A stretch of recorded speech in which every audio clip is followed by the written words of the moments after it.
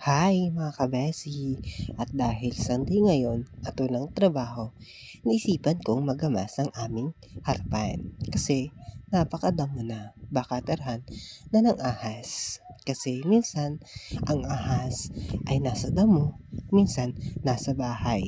Charis! Kahit may ubot sipon, laban para lang mabawasan yung damo. Kasi kung hindi mo babawasan, naku, gugubat ang harapan. Seryoso ako dyan sa pagbunot ng mga damong yan. Kasi sa bawat pagbunot ng mga damo, may naaalala ako. Eme lang.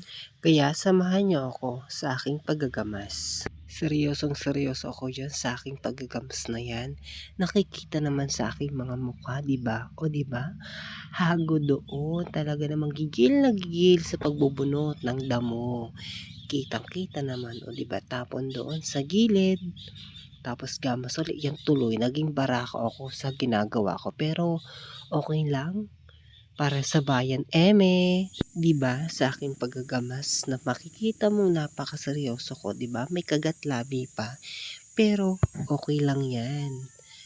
Para lang matapos ang aking gamasin. So, habang ako ay nagagamas, syempre kailangan nating ngumiti para hindi natin maramdam yung pagod. Napansin ko bakit hindi ko pa binubunot yung isang damong yun. Ano yun? Display? Sige, ngitian na lang natin yan. Pero mamaya alam kong bubunutin na din kita, diba? Yan, diba? Nabunot ko na. Sabi ko sa inyo, sige, ngiti pa. Sa aking paggangamas, hindi ko na malaya na dumating ang aking tita. Sabi niya sa akin, gamasan ko daw ang harapan niya at hindi niya alam na nagbibideo pala ako.